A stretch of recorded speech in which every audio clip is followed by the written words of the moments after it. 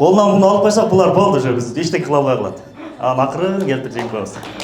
Шындығында үшінші дүниелік соғыс болып жатады, біз ішіндебіз. Ең көз қаранды, ең құл болған қауымның тілекке қарсы біз болып қалдық. Еркіндік деген ең бірінші кезекте напсиге құл болу. Бұл атау шундай диктатор фашизмді пайда қылды дейді. Адамзатқа ең чоң зиян берген бұл ата дейді. Пропаганда қылады, аз жақында атабыз. Бұл тура нәрсе, нормалды көрініш. Аял заты бел күш бере алабыз. Анткенде батырдык сезимди алабыз. Күрөштөн чауып кыргыздын наасын коргогон кайсы аялды көрдүк эле. Эркектер не кылат? Фейсбукта бири-бирине айтышып атат. Бирөөнү сүйлөп туруп өчүрүп коюп. Балким өзүңүз билбеген алда пропаганда алып койдуңузбу? Эркектер жинди болуш керек. Адамдын мээсинде чирүү пайда болот. 90-95-тен беркилери, Санжар 95-сиң, Z-Moon деп коюшат, канчалык чын жалган эзилденип атат бул Z-Moon. Технология менен жоорулушкан бир муун. Ошол мурдагы муун менен азыркы муундун ортосунда бир күрөш бар да, азыр бүт эле карасак күрөш бар. Эгерде өйдөнгү муун менен ылдыйкы муун урушуп кетсек, Кудай сактасын. Биз оңой эле жеңип коебуз. Мен сиздерге секретин айтып берейин. Мисалы, Мунар Z-Moon да. Берсең телефон. Болду, Мунар жеңдик. Ошон үчүн эч кызылат болбоңуздар. Колунан буну алып койсак, булар болду уже, биз эчтеке кыла албай калат. Акырын келтир жеңип коебуз. Шаарга нерсе бийлик бизде, эч кызылат болбоңуз. Менин атым Мансурбек Канназар. 37ге чыгам бүрсү күнү. Эсчи.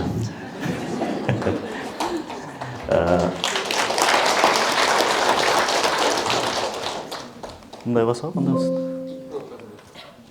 Biz şöyle eski mum болған үшін бар. Бұл мен. Азыркы күндөгү тарбия маселесиндеги коркунучтар деген темага даярдандык. Өзүм китептерди изилдеп даярдандым. Интернеттен пайдаландым. Эски стол интерге кайрылбадым да, бир жол баса элеп кетейин. Бүгүнкү биздин козгой турган темаларыбыз таанышуу, эскечилик, ата диктаторбу, бузукулук, ачык үй бүлө, пропаганда, Стамбул конвенциясы, эмне кылабыз. Бир ушундай мага окшоп аябай бапылдап сүйлөгөнгө аракет кылган бир ушундай элдин алдына чыгып сүйлөгөн бирөө, же болбосо бир талапкер. Аябай даярданып мага окшоп моундай докладын жазып алып, аябай даярданып келип тур дагы элдин алдына чыкканда, элдин алдына чыгып тур дагы элди мындай карап тур дагы. Мен жолдо келатканда эмне айтарымды бир Кудай анан бир өзүм билчү элем, азыр бир Кудай эле билет дептир. Аз мен дагы бир аз ошондой болдум. Эмне үчүн? Себеби бул жерде менин келинчегим отурат. Ошо өтө абайлап сүйлөш керек болуп атат. Кол чабуулар. Негизи даярданып атканда ушул жерде кол чабышса керек деди беле да. Азыр мындай залды карап атам да. Көбүнчө эле апалар, эжелер экен да. Байкем отурат, биякта байкелерибиз отурат. Эки эле ой келип атат. Аталар көбүнчө билебиз биз. Бул азыр айтылчуларды. Окуганбыз билебиз. Апалар билбейт да азыр келишти. Экинчиси ошо аталар ушу сиздерди ушул жага келип, кеңирип отуруп, ушул угуп, илим алып кетсин деп балдарды карап отурат. Ошо аталарга кол чабуулар.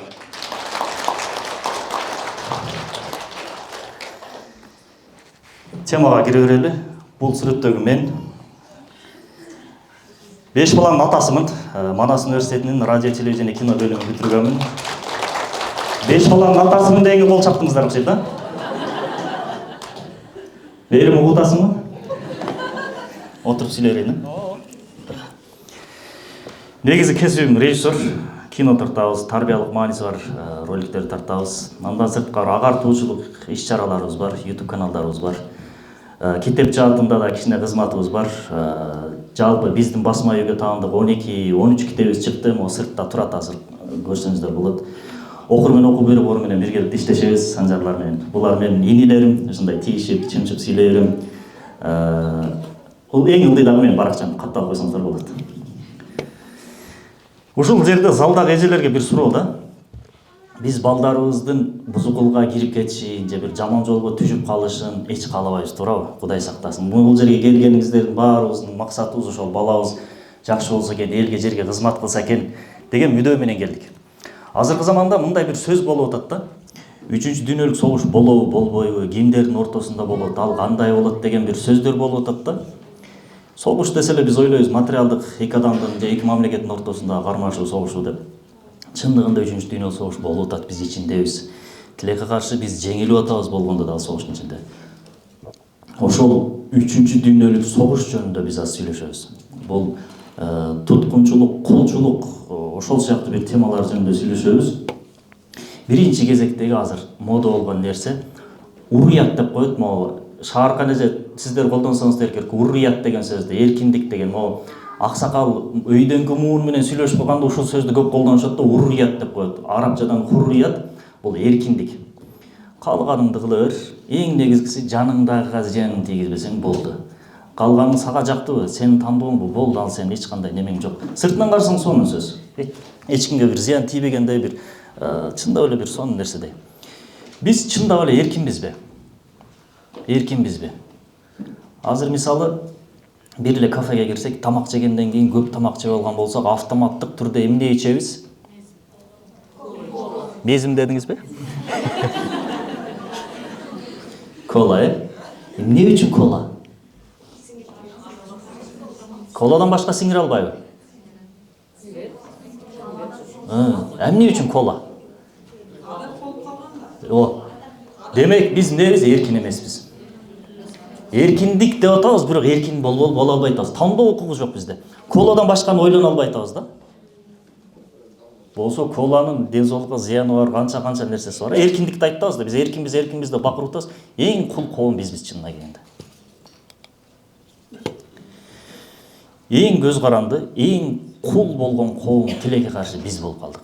Кулчулук десе биз дененин кулчулугун ойлой береткенбиз да, баары туруш керек экен, Санжар неге туруп сүйлөдү десе. Бул жака да монитор коюп койсоңор, рахмат. Мисалы, тарыхта агайлар, эжелер болсо дагы жакшы билет. Кул өлөөчүлүк коом, феодалдык коом, капиталисттик коом деген коомдор өттү. Булар эмне болду? Адамдын денесин кул кылды, денесин көз каранды кылды, эксплуатация кылды, иштетти, аркы берки кылды, адам алып сатты. Бирок алардын, ошол кулдардын же ошол көз каранды болгон дыйкандардын жүрөгү менен аң сезими эркин болчу да. Ал мен тамак жегенден сөзсүз кола ичишим керек деп ойлончу эмес. Ал денеси кул болгон менен аң сезими, руху эркин болчу. Азыркы доордо биздин денебиз эркин, ооба. Өзүнчө эркинбиз, же бир мындай каалаганыбызды кыла алабыз деп ойлойбуз. Бирок биз эң көп каалаганыбызды кыла албаган бир коом болуп калдык. Жада калса мен үстүмдө кийип турган кийимдер дагы мен кеңири ойлонуп тандай албаган кийимим. Инстаграмдан, рекламалардан, ар жак бери жактан мага ушуну кийсең сен бактылуу оролсуң, кооз көрүнөсүң деди эле мен ушуну алып кийип атам. Туурабы? Бүт баарыбыздын үстүбүздө кийимдерибиз. Глобализация дешибиз мүмкүн буну, же башка бир аталышты аташыбыз мүмкүн. Да же болбосо виртуалдык түрмө деп коебуз. Виртуалдык колониядабыз баарыбыз. Аз бүт проблемаларды айтып атабыз, ал жерде балам тигинде болуп атат, мында болуп атат. Бул ушул суроону берген эженин эле көйгөйү эмес, баарыбыздын көйгөйүбүз. Просто ошол көйгөйлөрдүн топ-топтур бир адам өкүл катары чыгып сурап атат да ошону.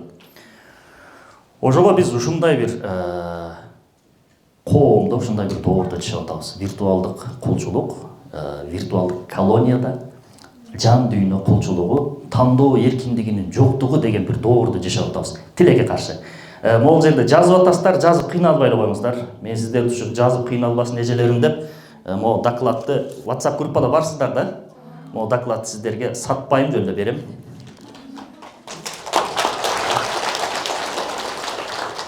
Баса жана Мансур агай менен Капарга акча бербейбиз дедиңер, Биз ошондо жөн эле сүйлөп атабыз, ChatGPT. ChatGPT'де жок булак, бирок булар.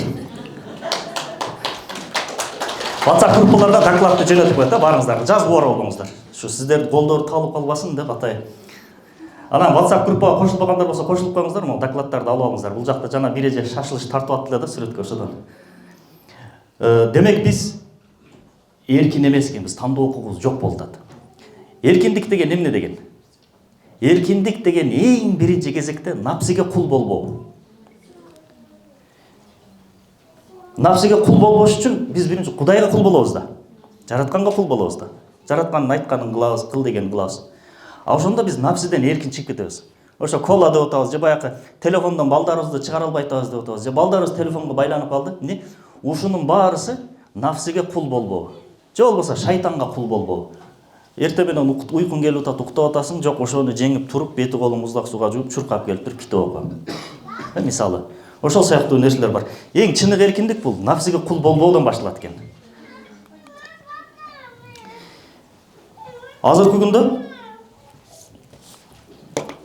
тилекке каршы ушул нерселерди пропаганда кылып атыптыр, бизге ушундай бир нерселерди берип атат да. Биз ушундай колчулук болбошубуз керек, биз тандоо эркиндиги болушубуз керек. Бизде эң негизгиси биз өзүбүзгө жаккан нерсени, өзүбүздү бактылуу кылат деп эсептеген нерсени тандай алышыбыз керек. Ал үчүн аң сезимди, жан дүйнөнү байытыш керек болуп атат дегенде ошол жерден бул эскичилик деген бир түшүнүк чыгат.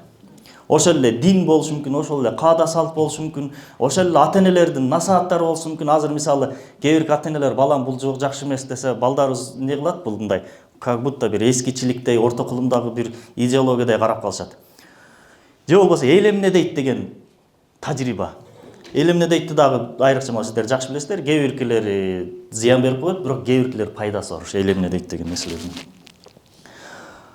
Ушул эскичилик, эски нерселер бизди өсүп өнүгүүдөн тосуп атат. Эскичилик биздин демократиядан, эркиндиктен бизди тосуп атат, токтотуп атат дегендердин сап башында бир нерсе жатат. Көп жерде ушул байкалбайт, айтылбайт тилекке каршы. Ата авторитети. Биз кыргыздардын маданиятында же ислам маданиятында ата эмне? Башчы. Диктатор эмес. Башчы деген бул диктатор деген маанеге келбейт. Башчы деген бул жоопкерчиликти мойнуна алган бир инсан. Туурабы? Мисалы Окурман окуу борборунун башчысы Санжар. Бул ошол жердин келечектеги стратегиясын ойлонот, зыяндарын тосот, условия түзүп берет, шарттарды түзүп берет. Эмне максаты ошол жерде окуган балдар дагы жакшы билим алып чыгып, мамлекетке кызмат кылсын. Эми биз айтсак, Санжар ал жерде эмне кылат? Буйрук берет. Сен мугалим бул жака кел, сен мугалим ишиңди бүтүрүп кет, сен отчетуңду бер деп буйрук берет. Эми ошону айткандык үчүн биз Санжарды сен диктаторсуң дей алабызбы? Дей албайбыз. Себеби ал бизди ойлоп атат. Ошо Окурман окуу борборундагы адамдардын келечегин, пайдасын ойлоп атат. Ушундай бир конференцияларды уюштуруп атышат мисалы. Азыр туура айтып өттүм, могул жердин өзүнүн арендасы бар, могу азыркы заманда ар бир баскан турганы неме болуп калбадыбы? Бир финансылык чыгым болуп калбады. Ошонун баарысын каржылап бир неме кылып турган сиздерге бир маалыматтар жеткизиш үчүн айла жок ошол 300 сом беле канча эле? Ашабы кичине. Ошондой болуп атат да баарысы. Ошондуктан ата деген авторитет тилекке каршы диктатор катары көрсөтүлүп атат. Ата диктаторбу? Зигмунд Фрейд деген психологиянын атасы деп коет да. Могу психологияга кызыккандар болсо жакшы билесиздер. Зигмунд Фрейдтин бул атактуу дагы бир сөзү бар, буну көбү билбейт. Аял киши бул аңкоо жаныбар деген бир сөзү бар да. Зигмунд Фрейдтин. Аял киши аңкоо жаныбар деген бир адамдын түзүп койгон психология илимин биз окуп ошол жолдо баратабыз азыр.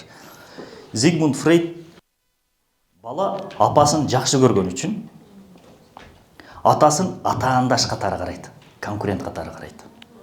Натыйжада атасына жек көрүү сезими пайда болот. Бул сезим чогулуп отуруп, акыр аягында башка бирөөдөн чыгып кетет дейт. Фашизм, мисалы, биринчи дүйнөлүк, экинчи дүйнөлүк согушта, айрыкча экинчи дүйнөлүк согушта фашисттер эмнеге ушунчалык зулумдукту кылды деп изилдеп отуруп туруп, көрсө дейт булар. Фашисттер ушул теориянын негизинде фашисттер башка адамдарга зулумдук кыла беришкен дейт. Башкача айтканда, сиздин балаңыз сизди жакшы көрөт апалар. Анан караса эле апанын жанында ата турат.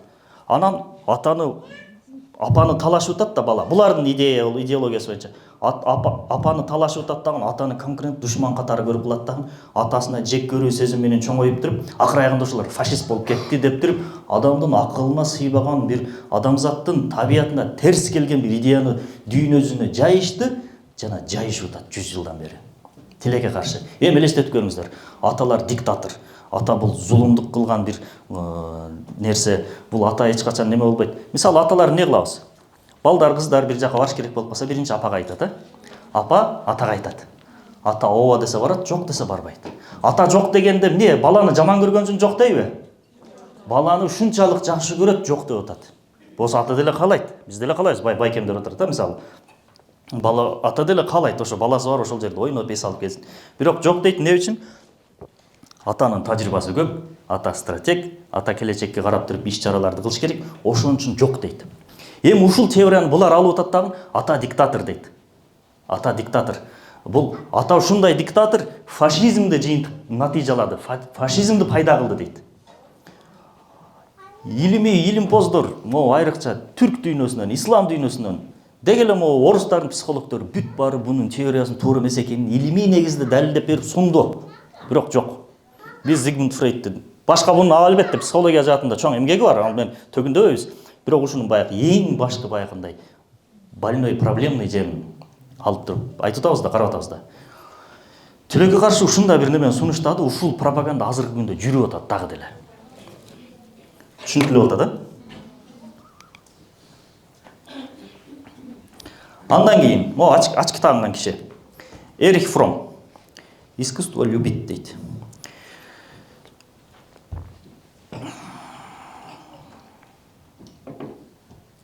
Адамзатка Адорно, сионизм комитеттери каржылаган бул Фромго чейин. Адорно деген дагы бир психолог бар, дүйнөлүк билгендер болсо керек психология жаатын изилдеп жүргөндөр. Авторитеттик бейне деген китебинде бул дагы айтып атат. Адамзатка эң көп зыян берген, зыяндуу таасир берген кубулуш бул ата дейт. Бул ата. Адамзатка эң чоң зыян берген бул ата дейт. Аталар болгон үчүн биз ушундай зыян тартабыз дейт. Андан кийин Эрих Фром бул китебинде айтып атат, ата бул мазохист дейт. Кечирип коюңуздар албетте. Прям ушундай айтат. Мазохистти баары билебиз, Мындай бирөөгө зулумдук кылгандан рахат алган бир адам. Оору бул, психологиялык оору. Шизофренияны өтүп кеткен бир деңгээли. Ал эми бала дейт, аялы жана баласы дейт, алар садист дейт. Дагы бир жолу кечирим сурайм. Ошондой азап тартып кыйналгандан рахат алган бир кубулуш дейт. Эми элестетип көрүңүздөр мындай. Биз кыргыздын менталитетинен карап көрөлүчү. Ата бул мазохисткен, бала менен аялы же кызы менен аялы садисткен. Ушунду айтат. Ушуну дүйнө жүзүндө азыр суктанып шилекейлер куюлуп окушат ушул немелерди. Эгер ата болбосо ачуулануу, өч алуу деген нерсе жок болмок дейт. Бул баягы эффект бабочки деп коет го. Мисалы мен атың ким? Ибрахимге бир бакырдым. Ибрахим сайкалга бир бакырба бирок. Сайкалга бир бакырды. Сайкал не кылды? Апасына кыйкырып берди. Апасы не кылды? Күйөөсүнө кыйкырды. Мындай көпөлөк эффект бабочки.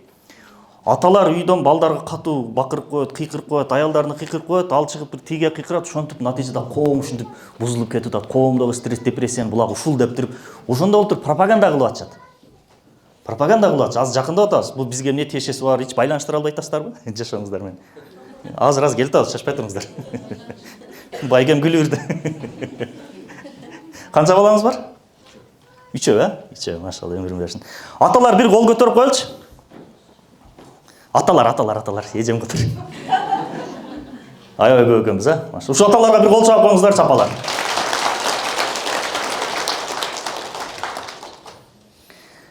Натыйжада не болуп атат? Ата бул диктатор. Ата бул садист. Ата бул зулум, залым. Демек, диктаторга, залымга не кылыш керек? Каршы чыгыш керек. Туурабы? Табиятта бар да. Эгер сага бирөө зулумдук кылып атса, сага кол салып атса, табигый түрдө биз каршылык көрсөтөбүз. Ага каршы чыгыш керек, ага каршы туруш керек, ал диктаторду жок кылыш керек. Диктатор деген сөз азыркы заманда мода болуп калды. Мисалы, азыркы заманда диктатор деп аталган саясаттан мисал берсек, Эрдоганды диктатор дешет, Бир журналист келет экен дагы, сиз диктаторсуз деп тур алдына келип. Десе Эрдоган күлүп туруптур. Эгер мен диктатор болгондо сен алдымда ушинтип туруп мага суроо бермек эмессиң деп тур. Ошол сыңары ата диктатор болгондо аз биз эжелер мына жерде отурмак эмессиздер. Отурмак эмессиздер. Же үйдө отурмаксыздар, бияка бир макияж, бияка бир макияж. Ата диктатор болгондо. Эми турмуш тиричиликте өйдө ылдый болот, ал башка маселе. Эгер чындап диктатор болгондо, диктаторду биз көрө элекпиз, Кудай сактасын. Демек, табигый түрдө бул жактан бизде эмне болуп атат? Ага каршы бир антитела, антивирус пайда болуп атат. Бул диктатор экен, диктаторду алып түшүш керек. Диктаторду жок кылыш керек, тамыры менен жок кылыш керек. Диктатор бул жок кылынууга муктаж болгон бир кубулуш да. Анан эмне болуп атат? Ата деген авторитетти жок кылыш керек. Өлтүрүп салабызбы? Жок. Атанын авторитетин жок кылыш керек. Кинолордон көрүп жүрөбүз, кыргыздын киносу мисалы. Бир фраза айтам, аз эстеп көрүңүздөрчү. Ушул айылдын эң эле маданияттуусу биз. Жада калса биз этти бычак менен жейбиз. Дейт. Ага чейин бир киши эмне дейт? Кызым, ошо биз маданияттан деле алыспыз десе, мында карайт. Былжырачы деп койсо, баягы унчукпай жерге карап отуруп калат. Эми байкеме суроо. Жеңем, Жеңемби? Балаңыз үйгө келин алып келди, Кудай сактасын. Анан келин алып келем, таанышып, келин менен таанышып атсаңыз, жеңем былжырабачы деп койду сизде. Элестетип көрүңүздөр, бул аябай өмүрүндө балам үйгө келин алып келип атат, анан аялың былжырабачы десе сен унчукпай отуруп калдың. Юмор кабыл алып атабыз, бирок не пропаганда кетип атат. Биз сиздер андай кылбайсыздар албетте, жок, сиздер андай эмессиздер. Бирок биздин балдар карап туруп, демек кыздарыбыз аталарды былжырабай деп отургузбасак болот экен да деп ошол пропаганда менен тарбияланат. Бул нормалдуу көрүнүш. Сиздер көргөндө биз күлүп атабыз. Бул баягы ууну аябай сонун упаковкаларга ороп, мынтип туруп анан кийин десе алып атабыз да, упаковкага кызыгып, күлкү аркылуу. Коланы деле ошентип алып атпайбызбы? Жылда баягы мындай сакал аппак киши кызыл шапка кийген реклама кылып биз кичинебизден баштап ошо менен чоңойдук да. Анан кымыздан дагы кыргыздардын улуттук ичимдиги кола деп калдык да азыр. Ошол даражага жетип калдык. Ошол сыяктуу пропагандалардын таасири астында. Андан сырткары социалдык тармактарды карасаңыздар азыр аталарды, күйөөлөрдү мындай унижение кылган, анан аялы деп неме болсо күйөөсү коруп калган тариздеги өтө көп роликтер бар. Мен деле көрөм аны, сиздер деле көрөсүздөр. Күлүп көрүп, бири-бирибизге жөнөтөбүз, группаларга жиберебиз. Юмор. Зыяны барбы? Жоктой көрүнөт сыртынан. Эмне жүрүп атат? Пропаганда кетип атат. Эптеп ар кайсы жактан алып, ата деген авторитеттин тамырын кыркыш керек. Ата ким? Ата бул акча таап келчү бирөө, ата эмес бирөө. Экинчиси, үй бүлөнүн тукумдун улануусуна себеп болгон бирөө. Болду, бүттү, башка иши жок. Грузчик, шофер, болду. Ошондой бир пропаганда жүрүп атат азыр. Тилекке каршы. Буну биз өзүбүз билбеген эмне үчүн бул абалга келип калдык? Ошол жанагындай мен бир-экөөнү айттым, өтө көп психологдор атанын диктатор экенин, атанын ошондой жаман бир залым экендигин далилдегенге аракет кылган өтө көп китептер жазган. Жакында эле туркиялык бир психологдун китеби чыкты. Түркчө Хекатонла сон танго деген. Хекатон деген жанагы грек мифологиясында толтура баштары бар бир кубулуш бар го. Ошону менен эң акыркы күрөш, эң акыркы танго дейт да. То есть бул атаны диктатор катары тааныткандарды ошол Хекатон деген жаныбарга окшоткон, бир башын чапсаң бияктан бир башы бар, ал башын чапсаң бияктан бир башы бар. Ошондой бир кубулуш дейт. Бул өтө кооптуу, өтө коркунучтуу кубулуш дейт. Мындайча айтканда биздин келечек муунду бар кылып койгон, Айтматов айткандай дене бар, бирок аң сезим рух иштебей калган бир макулукка айландырган бир пропаганданын таасири. Ошонун иш аракеттери, жыйынтыгы дегенде ошондой немеде китепте айтат да. Эгер түркчө билгендер болсо сунуштайм, ал окуп коюңуздар. Орусчада мындай китептер бизде барбы жокпу, ачык айтайын билбейм. Көбүнчө түркчө булактардан издегенибиз үчүн биз ошону деме экен. Жыйынтыгында эмне болду? Ата бул диктатор деген пропаганданы кинонун таасири менен, ар кандай таасири менен бизге сиңирип атат. Ата авторитети жок болсо эмне болот? Мисалы, коом келеси болуп калат. Ийгиликке жеткен балдардын көпчүлүгү же бузукулга кириптер болгондордун көпчүлүгүн статистиканы алып караганда атасы жоктор экен. Атасы жок үйдү башкаруу, алдоо же чаап алуу оңой болот. Бир үйгө кире албасак, демек ал үйдө ата бар. Ата бул эмне? Коргоочу, эң негизги функциясын бирөөбүз коргоочу, ата сыртта. А эне ичинде үй бүлөлүк кутту, жылуулукту сактайт. Атасыз үйгө ар кандай бузукулуктарды киргизсе болот. Бул жерде жазылып турат, окугум да келбей атат. Азыркы күндө транс деген, ошол сыяктуу ЛГБТ деген бир балелер чыкты. 2012 жылдан баштап булардын саны көбөйө баштады, 4%га көбөйдү дейт дүйнөлүк статистика боюнча. Аялдардын арасында 80%га эркектешип кетти аялдар дейт. Эркектешип кетти десе ойлобоңуздар, жанагы эң акыркы чекти деп. Биз билбеген абалда шым кийүү маданияты жөнөкөй эле. Шым кийүү маданияты. Машина айдаган аялдар. Аял киши машина айдабаш керек, үйдө отуруш керек, астафырла деген маанда айткан жокмун. Эжелер мындай туруп унутпай туруңуздар. Машина менен келген эжелер болсо да туура түшүнөбүз. Машинаны эле мисал кылайлы. Эмне үчүн машина айдабаса аял киши жакшы дешет? Аял кишинин табияты, психологиясы, гормондору өтө бат алмашкан, өтө бат өзгөргөн бир жаратык экен да аял заты. Машина башкарган аял башкаларды да башкарганга, күйөөсүн да башкарганга ушундай бир эркектешип кетет экен да табияты. Ошон үчүн психологдор айтып атат, бул деле толук 80% болбошу мүмкүн. Себеби булар көбүнчө изилдегенде Европа жак өздөрүн эле изилдеп туруп, Буларды адилетсиз мамиле кылып коет. Могу ислам дүйнөсүн, түрк дүйнөсүн, могу Түркистан чөлкөмүн, Орто Азиянын чыныгы аты Түркистаны, мурдагы аталышы. Ушул чөлкөмдөрдү назарга албай коюшат. Зет Муун жөнүндө өтө көп статистикалар жүрөт. Алар дагы могу кыргыз маданиятын, өзбек маданиятын, могу ислам дүйнөсүнүн маданиятын эске албай коюшат. Өздөрүнүн эле немесин жыйынтыгын чыгарып коет, аны биз алабыз дагы, дүйнөсү ушундай экен деп отурулабыз. Бирок 80% болбосо дагы албетте бар. Барыңыздар буну неме кылып бересиздер, далилдеп бере аласыздар. Аял киши, эгер эркек киши могу ата деген авторитетти кырктык да биз, кыркып азайттык да мүмкүн болчу. Азайткан кезде аял киши кааласа каалабаса автоматтык түрдө күчтөнүп, катуулашып, эркектешип кетет экен. Себеби аялдардын табиятына үйдүн ички табиятын, ички системасын, маңызын коргоо коюлган. Функция бар. Кудай таалам жаратып атканда аял киши ушундай болгон. Мисалы айта беребиз го, аялдарга акча болсо болду. Аларга акча эле керек дейбиз го. Бул туура нерсе, нормалдуу көрүнүш. Акча болсо анан балдарын багат да аял киши. Аял киши эптеп эле өзүн багып, курсагын тойгозуп, кафелерде эле жүрүштү каалабайт аял киши. Акчаны эмне үчүн талап кылат? Баласына бир нерсе алып бергиси келет, баласын коргогусу келет. Ошон үчүн бул аял затынын табиятында бар. Ошон үчүн кечке акча дей берсе, байкелер просто келинче биякта турат да ошо. Бул нормалдуу көрүнүш, күйөөсүнөн акча сурай берген. Ошонучу баса белгилеп Инстаграмга чыгарып коюңузчу. Сиз байкем номурун мага берсеңиз.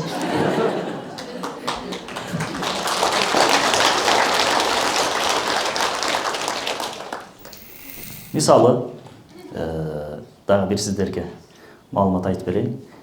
Карындаштарыбыз дүйнөлүк спорттон, күрөштөн биринчиликти алып келатат. Сүйүнүп атабыз, кол чабатабыз. Ооба, аларды эч биз жамандабайбыз. Эч аларга жамандык каалабайбыз, аларды айыптабайбыз.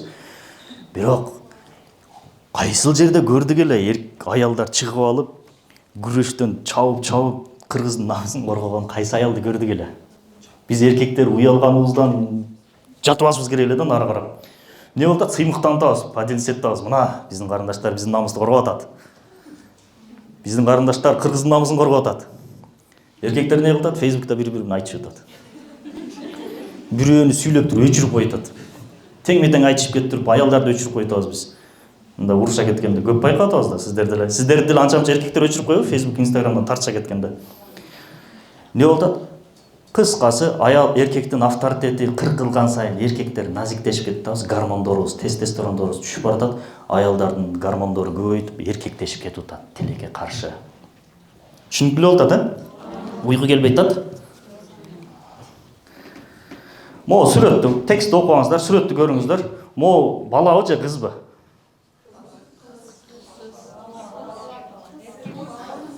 Эң биягында текст окуңуздар, кичинекей кезинде психологдор эркек айланбаса психологиясы бузулат, өзүн өзү өлтүрүп алат деп, бул Клой Кол америкалык балабыз чыгса. Бул өзүн операция кылып туруп, ушундай өзүн өзгөрткөн, натыйжада же эркек дагы, же аял дагы болбой калган. Ушул ата авторитетинин жоктугу. Атасы бар болсо дагы сөзү таасир этпейт. Натыйжада ушундай бир Кудай сактасын, гермафродит деп коебуз, эмне деп коебуз, ушундай бир кубулуштар пайда болуп атат. Пропаганда. Баарыңыздар билесиздер, бул кайсы жактан пропаганда болуп атат? Аз жогоруда азын олак айтып өттүк. Кыргыз кинолорунда кыскача айттык. Андан кийин эң көп буга пропагандаган K-pop, Корей маданияты. Мисалы, балдарыңыздардын Инстаграмдарын бир карап коюңуздар, эжелер. Эжелер бир карап коюңуздар. Өтө күчтүү Корей маданиятына бир кызыгуу, умтулуу деген нерсе бар.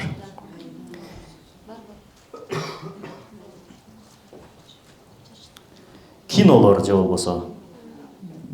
Мисалы, кээ бир кинолор карасаңыздар, аял киши өзү жалгыз бүт баарын жеңип, бүт баарын атып, мушташып, жада калса бир аял, арык бир кыз 10-15 спецназды мушташып уруп анан этегинде мынтип чыгат да. Кинолорду көп көрөбүз, вообще көрөбүз. Кино нормально эле деп көрүп отурабыз. Не болуп атат? Пропаганда болуп атат. Пропаганда болуп атат. Бунун баары пропаганда. Биз билбей атабыз. Балдарыбыз менен отуруп семейный көрөбүз. Жанна Дарктар мисалы, Жанна Дарктар пропаганда кылабыз. Жагым мырзаларды пропаганда кылабыз. Аялдардын арасында ошондой эр жүрөк аялдар болгон. Бул Кудай таалам табиятынан берген эр жүрөк аялдар болгон. Жагым мырза ошо эркектин кийимин алып туруп, ошондой эркектерди найза менен сайып кулатып койгон учурлар болгон. Бул бар нерсе.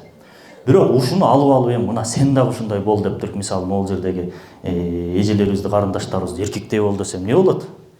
Азыр мисалы жада калса ушунчалыкка жеттик, жоолукчан кыздар чыгып алып туруп жана клеткада бири-бирин жанчып мушташып атат. Ушуга пропаганда болот. Биз эмне болуп атабыз? Жанагы ким эле?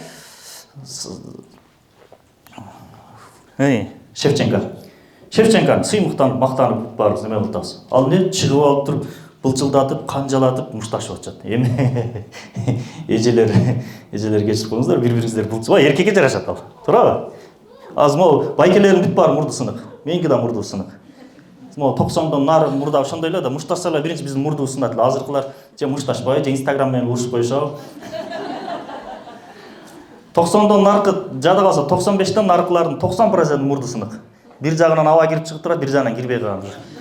Мен да ошон үчүн кам деп сүйлөп атам, айтам бер. Эмне үчүн? Себеби биз мурда ошо бизге жарашат эле, ошентип мушташып, неме кылып, эртеси кайра жарашып, таяк жеп калып, ыйлап кетип калып үйгө ошентип жүргөнбүз. Эми азыр эмне болду? Ошондой немени аялдар кылып калды. Пропаганда бул түшүнүктүү болду. Тилекке каршы бул K-pop деген нерсе ислам дүйнөсүндө өтө катуу жайылып атат. Кытай өзү буга тыюу салган K-popко. Жөн эле мындай баягы бет аппак, назик, анан кийин мындай мага окшогон жүдөгөн эмес, мындай жылмакай бир көздөр жыпшыш балдар бар го, чачтары мынага мындай болгон. Мындай туруп тиктешет го камераны. Ошолорду бүтүндөй Кытай тыюу салган. Кытай булар буддисттер, буддизмди деле карманбайт булар. Коммунисттик идеология менен жашанган бир система. Ошолор нега бүт бар жакта запрет кылган, тыюу салган. Эгерде бир витринада же бир жерде ошонун сүрөтү же плакаты илинсе, өтө чоң штрафтар бар, жазалар бар. Эмне үчүн мындай кылат Кытай? Кытай келечекте биздин балдар курал кармай албай турган болбой калбасын деп атат. Орто Азияда катуу жайылып атат. Пакистанда катуу жайылып атат, Түркияда, араб дүйнөсүндө да катуу жайылып атат. Ар бир элдин, эркектердин өзүнүн маданияты бар. Араб, түрк маданиятын карасак, эркектер мага окшошураак болот бир аз, мындай жүдөгөнүрөөк. Анан кийин булар өтө неме да, өтө булар кыйын психолог болушат да. Корея азыр баягы ата авторитетин жок кылганга аракет кылгандар, Кореяны колдонуу аркылуу дүйнөлүк согуш кылып туруп, булар жеңишке жетип атат. Алар айтып атат, мына кечке эле мындай бир беттери жүдөгөн мындай бир сакалчандарды көрө бербей, мындай балдарды да көрбөйсүңөр деп кыздарына сунуштап атат. Анан карай чын эле мындай да балдар бар экен деп туруп, мына ошо менен азгырылып атат. Өтө деталын ачыктаганым үчүн кечирим сурайм. Азыр мен айтып аткандар изилдеген нерсенин зекети эле 10%-ын айтып атам. Кээ бир нерселер бар, айта албайсың аны. Аны өзүңүздөр изилдеп көрүп чыксаңыздар да жакшы болот. Бирок шариятта шарым жок дейт, улуу сөздө уят жок дейт кыргызда дагы. Бул баягы биз билишибиз үчүн айлы жок айтышыбыз керек. Натыйжада K-pop биздин маданияттын арасына жайылуу менен эмне болуп атат? Мындай болуп атат да. K-pop өтө катуу жайылгандан кийин биздин коомдун арасында толеранттуу балдар пайда болуп атат да. Толеранттуу, диалогду туу тутунган балдар пайда болуп атат. Диалог эмне деген? Мисалы, Санжар экөөбүз диалогдобуз. Экөөбүздүн пикирибиз келишип атат, бир пикирдебиз. Эми диалогко келбеген бир темалар бар да, багыттар бар да. Мисалы, христиан динин тутунган бир адам менен биз жашоодо мындай мамилелерде диалогго келишибиз мүмкүн. Соода сатыкта, мамиледе кошунабыз, сый урматыбыз бар. Бирок дин темасында биз диалогдо эмеспиз. Эгер дин темасында диалогдобуз десек, анда мен туура христианчылык, туура дин менен сага баштайм десем, ошондо диалог болот. K-pop не кылат? Диалог, толеранттуу балдарды тарбиялап койтат. Не деп атат? Дейт, сен дейт, маданияттуу бол дейт. Сен дейт, ыймандуу бол, сылык бол, жумшак бол дейт. Не деп атат? Сен дейт, эгерде башка бирөөлөргө зыяның тийгизбе дейт. Өтө туура айтат. Башка бирөөбүзгө зыян тийгизбейбиз. Бирок, ошо башка бирөө мага кол салса эмне кылам мен? Коргонушум керек. Туурабы? Мен үй бүлөм коргошум керек, жакындарым коргошум керек. Кудай сактасын, азыр жерден бир чабуул болсо, эркектер чуркап чыгышыбыз керек, тосушубуз керек, токтотушубуз керек. Эми бирөө чабылбаса, саламатсыздарбы? Келиңиздер. Биз сиз менен толеранттуу диалогдобуз десек. Не кылат? Биздин баштарыбызды алат, аялдарды кул кылып алып кетет. Корей маданияты ушул бүт пропагандалар, ата авторитетинин жок болушу акыр аягы ошого алып барып атат. Келечекте курал кармай албаган, мамлекетти коргой албаган, кыргызча айтканда жинди адамдардын жоголушун каалап атат, жок болушун каалап атат. Жинди характер. Анын аты чоң жинди дейт. Манаста, Жинди десе биз эки мааниси бар. Жинди деген бер жагын түшүнөбүз да, эч сөзгө кепке келбеген мындай дабдырды түшүнөбүз да. А пайгамбарыбыз саллаллаху алейхи хадиси бар. Ушундай таква болгула, Кудайдан ушунчалык көп корккула дейт, ушундай маданияттуу, адептүү болгула, башкалар силерди жинди десин дейт. Башкалар силерди жинди десин дейт. Мисалы, чөнтөгүңдө эң акыркы, бул жакта азыр кайрымдуулук боюнча эжебиз айтты. Чөнтөгүңдө эң акыркы 1000 сомуң бар. 1000 сомду полный кайрымдуулукка берип таштадым. Кудай таалам берет. Мамлекеттин келечеги үчүн бир салым кошуп берип салдым. Не? Жиндисиңби дейт да. Ошону айтат пайгамбар, жинди бол дейт. Ол жинди деген унутуп калчылдап жатып кал дегендей мааниде эмес. Ошондой жинди характерлүү, жүрөгүндө өртү бар, жүрөгүндө жалыны бар бир жигиттердин, мырзалардын жок болушун каалап атат. Анын ордуна жүрөгүндө жалыны бар жинди аялдардын пайда болушун каалап атат. Эми ошондой аялдар пайда болуп калса эмне болот? Эми түшүнүктүү жыйынтык баарыңыздарга түшүнүктүү. Эң акыры максаты согушка жарамсыз бир муунду тарбиялоо. Моз сары кроссовканы кыздардыкы, балдардыкы кандай дейсиздер? Биягы окуп алып айтып атасыздар да сиздер. Макул, тиги жазуусу жок, сүрөттү өзүң көрсөңүздөр. Эркектердики, кыздардыкы?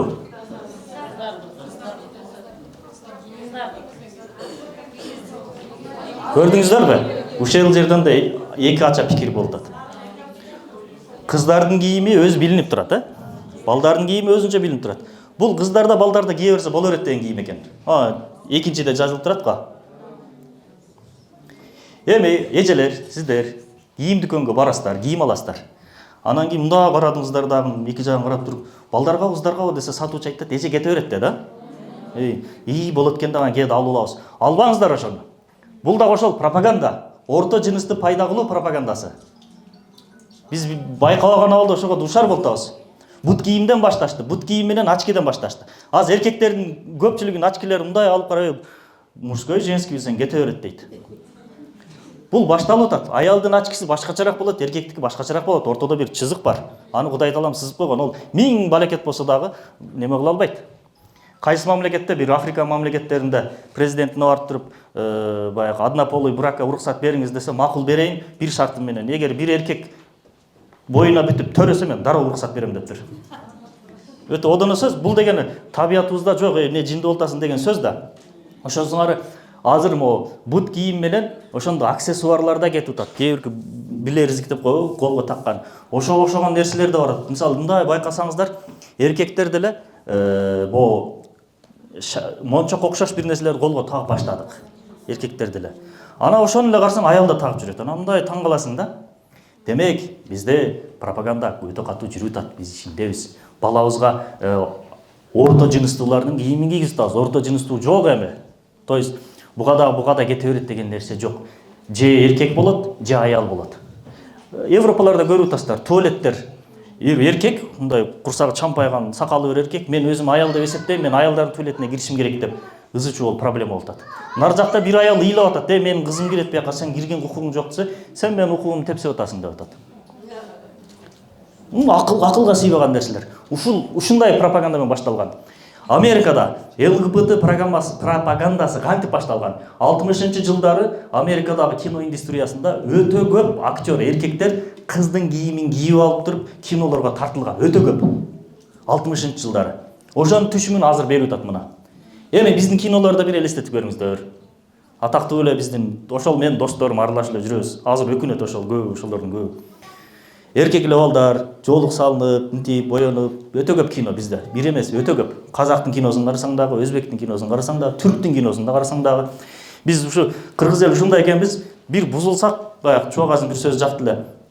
Орус бизге арактап келди дейт, орустан өтүп кеттик дейт, арак ичиш боюнча дейт. Ушундай калк экенбиз да, бул неге мындай биз ошону баягы демек туура жакка колдонуш керек, туура багытка колдонуш керек деген сөз да. Ошон үчүн 60-жылдары бул Америкадагы ошол эркектер аял болуп ойногон кинолордун мөмөсү азыр жеп атышат. Уулуу мөмөсүн. Стамбул конвенциясы убакыт кандай? Жакшы. Кеңир, кечке чейин. Койпой союлган жок, Бир неме кылабызбы? Ортодо бир перерыв кылабызбы? Капырак айга чейин, Санжар жана айтып атпайбы, мен Мансур агай менен Капырак айдын сөзүнүн алдында сүйлөштүм, уялам да. Мен да Капырак айдын алдында сүйлөштүм, уялам, ошо кегиче сүйлөп алайын. Ал киши келип калса, чыга албай калам. Баягы кулдар жокто чулдук бий деп коебу эле. Ушул пропагандалардын ичинде өтө чоң кызмат кылган дагы бир конвенция бар. Стамбул конвенциясы. Стамбул конвенциясынын теориясы Рокфеллердин фондунун демөөрчүлүгү астында түзүлгөн Альфред Кинзи деген бир психолог бар. Кудайдан жөө качкан психолог бул дагы. Шкала Кинзи деп туруп, ошондой теориясы бар. Анын ошол шкала Кинзисине өзүнчө бир тест тапшырып туруп, сенин ориентацияң эркекпи же аялбы аныктап алсаң болот имиш. Болот имиш. Буну орус психологдору, өтө күчтүү психологдор, академиктери, ислам дүйнөсүнүн, түрк дүйнөсүнүн психологдору бунуку өтө туура эмес, бир элементарный бул жада калса психология илиминде окуган студенттер дагы далилдеп берип койгон. Бул сен акмак туура эмес экен, сен теорең деген далилдеп берип сунушташкан, жок, кабыл алышкан эмес. Илимдин фальсификатору деп коет буну. Касамкор, жалганчы бир илимпоз деген неме да. Ошонун теориясынын негизинде Стамбул конвенциясын түзүшкөн. Стамбул конвенциясы биздин видеолуу документальный фильмдерибизде чыккан. Уйкуңуздар келбей эле, жакшы эле. Уйкуңуздар келсе суудан жутуп алыңыздар. Стамбул конвенциясы деген теория бул 2012-жылы болсо керек. Мынакта жаздым бекен. 2012-де. Стамбул конвенциясын Түркияга кабыл кылдырткан эже, могу эже. Сырттан карасаң, сон Алла разы болсун деген эже экен. Айтып беребиз азыр. Стамбул конвенциясы 2012-де Түркияда кабыл алынган. Бунун кыскача немеси кандай? Бул өтө чоң бир өзүнчө бир илимий эмгек. Кыскача маани маңызы ушундай. Эгерде ата, эркек үйдө аялына кандайдыр бир зулумдук кылса, ал зулумдук кандай? 3 түрдөн турат. Экономикалык зулумдук, зомбулук, зомбулук дейли. Экономикалык зомбулук, психологиялык зомбулук, физикалык зомбулук. Физикалык зомбулук эмне? Тикшик, буга каршыбыз барбыз. Экономикалык зомбулук эмне? Акча бербей койдуң. Психологиялык зомбулук эмне? Кабагың бүркөп койсоң деле бул психологиялык зомбулук. Эми караңыздар, ушул 3 зомбулуктун бирөөсү эле болсо, атайын бир номерларды чыгарышкан, буларга өзгөчө. Ошол номерге аял киши чалат, полиция заматта келет, эркекти 5 километр, 10 километр үйдөн алыстатат. 15 күн бою, 40 күн бою. Өздөрүнүн статьялары бар. Эми элестетиңиз, иштен чарчап келдиңиз. Эркектерге айттым да. Курсак ач, пробка, карыздар бар, ушу камерага штрафка илиндиңиз жолдо келатып. Анан нерв болуп үйгө келсеңиз, аялыңыз тамак даярмыс, анан тамак даяр эмеспи деп койдуңуз да. Даярдайм дейм, эмне болуп атасың дейт да. Эми бу жердегилер дебейт, мисал катары айт. Дедиле, мынтип бир тиктеп коесуздар да. Оппа, психологиялык зомбулук. Сразу жүгүрүп барып туруп телефонго чалат. Менин күйөөм тарабынан психологиялык зомбулук болуп атат деди. Не, полиция келди. Штраф баягынча проблеманын ичинде турсаң полиция сени алып кетип калды. Мен деген боюнча кеттиң де 15 күн бою, 40 күн бою үйүңө келе албайсың. Эгер бол ошол мөөнөт бүтө эле кайра үйүңө келип алсаң, экинчи жолу звонок болсо автоматтык түрдө 20 жылга кесилесиң. Бул болгон кабыл алынган Түркияда. Болду бул. Европанын көп мамлекеттери ушул Стамбул конвенциясын кабыл алып алышкан. Америка кабыл албай атат. Өзү Америка ЛГБТга уруксат берген Америка өзү бул мамлекетти талкалай турган система экен деп кабыл албай атат. Россия бул адамзатты жок кылчу бир конвенция деп кабыл албай атат. А бизге кабыл алдыртканга аракет кылып атышат. Ага келебиз азыр. Ага келебиз, саясатка аралашпайбыз. Анан бул бир пунктусу. Не дейт? Дейт. Аялдар зордук зомбулук көрүп атат. Тааныш сөздөр бизде, мисалы. Аялдар зордук зомбулукка дуушар болуп атат. Биз алардын укугун коргошубуз керек да. Биз ушуну мажбур болдук кабыл алганга. Дейт аялдар. Тура, өтө сонун экен. Бизди аялдарыбыз коргош керек деп дагы мыйзамды кабыл алышты. Эмне? Эркекти камап таштады. Эми элестетиңиз. Кечинде жумуштан чарчап келип, кабагын бүркөгөн үчүн атаны камап салды. Үйдө ким калды? Апа калды, 3 бала калды. Аялдын укугун бул мыйзам коргоп атабы же кордоп атабы? Не үчүн? Балдарды ким багат? Тиги эмоциянын үстүндө ошол кезде каматып салды. 3 күндөн кийин башын кармайт. Эң кызыгы, аял киши кайра барып, мен арызымды кайтарып алам десе, жок дейт. Арызын кайтарып алууга укугу жок. Бир жазасың болду бүттү. Эми аялдардын арасында бар да, ошол нерсени бар экенин билбеген аялдар бар да. Кээде болот го сиздерди эле кичине коркутуп коеюн деп. Эми сиздерде жок го, башкалар алар, башка. Кичине мен күйөөм коркутуп коеюн деп, бир чалып коеюн дейт. Көп аялдар ошондой болгон. Баягы мыйзамды терең билбегендиктен мен бир чалып туруп коркутуп коём деп. Эми эркектер деле биз соо эмеспиз да, бирөөгө лайк баса коебуз, Кээде машина айдап кетип мүнтүп коебуз, анан ошол кезде өчөшүп туруп, не кылышат? бир аз коркутуп коеюн дейт, полицияга чалып ийет. А полиция келип, эй сен бир аз коркутуп кой, жок бул жерде. Сен раз сенден звонок келип түштү, болду, автоматтык түрдө чечим чыгат. Сен встречный деген нерсе барга, ошону кайтарып алганга укугуң жок. Неге андай кылдыңар десе, булар мынтет. Эгер биз буну кылбасак дейт, тиги аялды коркутуп, үркүтүп, уят болот, андай мындай деп атып туруп встречный жаздыртып ийет, анан тиги жазыланбай калат дейт. Бирок статистикага бөлө турган болсок, 1%, 2% болушу мүмкүн андай учур. 98% билбегендиктен, эмоциянын үстүндө. Аял кишинин табиятын эске албай атат да бул неме. Аял киши ошол кезде критический моментте өзү деле билбей каласыздар. Анан негизи жакшы көрөсүздөр, билесиздер, акылдуу элесиздер. Ошол моментте кичине эме болуп калат да, мындай эмоция калтырып коесуздар да. Ошонун таасири астында ошол нерседен пайдаланып туруп ушундай неме болуп атат. Бунун артында ошол ЛГБТ пропагандасы бар. Эгерде бир бала 18ге чыккандан кийин ата, мен өзүмө бала, мен кыз сезип атам десе, акмак деп туруп сабасы аркы берги кылса, мамлекет баланы алып кеткенге укугу бар. Атайын ошондойлор үчүн үйлөр ачылган, жада калса мамлекет анын операциясына, баягы жынысын алмаштыруу боюнча операциянын расходун көтөрүп бергенге милдеттүү. Бул эже, кыймандуу жакшынакай эже, ушул мыйзамды кабыл алдырткан. Бул жанагылар деп атпайбызбы? Ошол атанын авторитетин кыркканга аракет кылгандардын уюму өтө акылдуу. Бир чачын сарыга боёгон, бир тырнактары узун эже келсе, аларды албетте айыптабайбыз. Эже келсе биз небиз? Бул бизге душман экен дейбиз да. Мындай эжени алып келип койсоң, бул туура айтат, бул башында жолугу бар экен го деп. Өзүңүздөр күбө болуңуздар окшойт, жанагы убагында 1-2 жыл мурун бир жолукчан эже чыгып аябай көбүнүн акчасын алып үй алып берем деп. Аты дагы исламий ат, эже дагы ыймандуу эже машалла. Бирок аябай көп адам ыйлап калып кетти. Жада калса бирөө келди мага ошолордон үй алам деп атып. Анан кийин, бул аягында үйүң жок кылат, бул туура эмес система, бул шарият буяка коюп тур, бул логически ойлонсоң деле сага үй жетпейт деп айтсам деле жок, акчаны бере берейин дейт. Неге берип атасың десем, жоолукчан эже экен, жоолукчандар алдабайт дейт. Жоолукчандар алдабайт, Алла разы болсун, сиздер андай эмессиздер. Ошол немени портретти тигилер колдонуп атат. Маска катары мында колдонуп атат. Бул эже деле жеке жашоосунда жакшы эжедир, балким алдангандыр. Бирок именно ушул эжени тандаган. Азыр болуп атат, келечекте дагы көбөйөт, тилекке каршы жоолукчан эжелерди алдыга алып чыгып туруп, коюп туруп, көп ишин ошо аркылуу аткарткан бир доорлор келет. Ошон үчүн биринчи жолу Куран түшкөндө эмне үчүн оку деди? Намаз оку, же орозо тут эмес, оку деп атат, оку. Оку десе эле китеп эле окуу эмес, азыр бизде сыртта китептерибиз турат. Ошо китептердин окуу эмес, ал дагы бар. Бирок оку дегенде өзүң оку, айлананы оку. Саясат, пропаганда болуп атат, нерселер болуп атат. Ушуларды окуй бил, баамдап бил деген маанайга келет. Айлананы оку, жаратылышты оку, жан дүйнөнү байыт, ушул маанайга келет. Ошон үчүн биз көп окусак, ошолорду изилдеп, байкап, аң сезимди өстүрсөк. Мисалы, азыр жаңы бир теория чыкты Оксфорд университети дагы. Коронавирус сыяктуу жаңы оору чыгыптыр. Уктуңуздарбы? Эмне деген оору? Мээнин чирип кетүүсү деп атат, а? Мета коронавирус. Башкача айтканда, рилстерди кечке көрө берсең, мээң иштебей калат. Ошону айтасызбы? Же башкабы, сиз башкабы? Жаңы бир оору чыкты деп атат Оксфорд университети 2025ге чейин. Азыр изилдеп буйруса анда бир документальный фильм сунуштайбыз. Кыска ролик TikTok'тогу, Instagram'дагы рилстерди кечке көрө берип, ал жерден сен кыймыл аракетти көрөсүң, бирок бир информация кирбейт биягына дейт.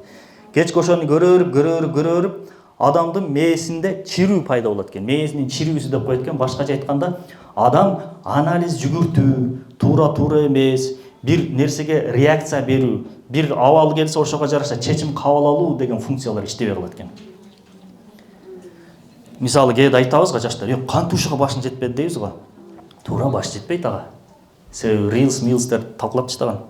Адамдын мээсинде бир нерсени көргөндө, окуганда бир маалымат сөзсүз кирет.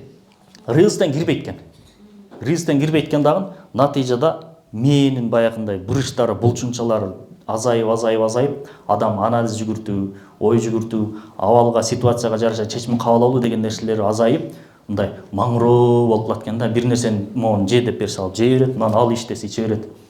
Эмне үчүн? Себеби жанагы биринчи кезекте ата деген авторитетти кырктык. Ата, азыр аталар отур десе отуруп калуу азыраак. 50 жыл, 100 жылга салыштырмалуу тилекке каршы. Ушунун баары ушу пропаганда натыйжасында. Экинчиси биз могу немелер чөлкөм тигилер үчүн эмнебиз? Түгөтүүчү, потребительбиз. Керектөөчү бар жана түгөтүүчү бар. Керектөөчү не? Мына суу керек бизге, керектөөчү, биз муктажбыз. Тамак аш, азыктар, телефондор бул керектөөчү. Керексиз эле iPhone 16, акыркы 16 азыр, iPhone 16 кээде түгөтүүчүлүк болуп калат. Башкача айтканда, керексиз нерселерди сатып алып түгөтө берүү. Ошондуктан аларга түгөтүүчүлөр керек, тупа түгөтө берет. Бир товар чыгарды, бизди алар неме катары көрөт да, баягындай 3-чү дүйнө деп өздөрү айтышат ачык эле. Анан кийин алардын товарын алып, аларды байытып турчу бир базар. Түгөтүүчүлөрдүн аудиториясы катары карашат. Ошондуктан ошондо Reels, ушундай булар терең кирип кете берет. Өзүлөм зеңгин деген эжекебиз бул. Бирок бактыга жараша 2020 же 21-де бунун түп тамыры менен жок кылды. Конвенция жокко чыкты. Азыр бизде эгерде аял киши күйөөсүн арызданып телефон чалса, милиция келип тийиштүү чара колдонгон болсо, анан аял барып туруп арызын кайтарып алам, болду мен кечирдим күйөөмү десе дейт, ошону кайтарбайлы деген сүйлөшүүлөр болуп атат. Балким кабыл алынды, билбейбиз. Ошондой бир нерселер бар, бизде дагы аракет кылып атышат. Бирок мен ниет кылам, ишенем, билем, биздин мамлекеттин башындагылар мен ким, алар ким да? Менен миллион эсе акылдуу, миллион эсе ыймандуу, миллион эсе элди ойлойт, элди сүйөт. Буну кабыл кылышпайт биздикилер, иншалла. Бул нерсени түп тамыры менен кыркат деп ишенем, билем. Сиздер да ошентип ишениңиздер, билиңиздер, дуа кылыңыздар.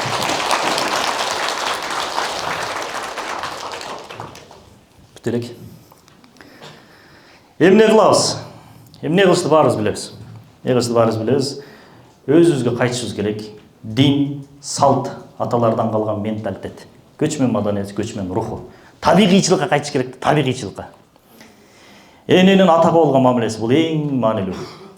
Бала үйдөн апанын атага кылган мамилесин карап туруп, эркек бала келечекте аялына, балдарына мамиле кылат. Атанын апасына мамиле кылганына карап туруп, ошондой бир чечим чыгарат. Аксакалдарыбыз, байкелерибиз, эжелерибиз дагы жакшы билет, эми сиздерге үйрөтпөй эле коеюн мен. Ушундай бир немеге тарбияланат. Мисалы, атасын жээриген, атасын төмөн чапкан, ошондой бир үй бүлө болсо, ошол эркек бала эртең аялын башкара албай турган болуп калат. Аялын башкаруу башка, аялына зомбулук кылуу такыр башка, жана айтып өттүк. Азыр мисалы ушул жерден да бир суроо берейин. Кыргызстанда аялдарга зомбулук көбөйүп атабы, азайып атабы? Кандай дейсиздер? Көбөйүп атат. Аялдарга зомбулук көбөйүп атат, Аялдар тараптан эркектерге зомбулук көбөйүп атабы, азайып атабы? Кайсынысы көбүрөөк? Азайып аткан, наоборот, эркектерде. Атыңыз ким? Мен атым Саветкан. Менин оюмча азыр эркектер тарабынан аялдарга болгон зомбулук азайып атат. Себеби аялдар мына сиз айткандай эле технологиянын өнүккөнүнүн артынан аялдар бир аз болсо да өздөрүнүн укугун үйрөнүп атат. Анан кийин кимге арызданышты билишет.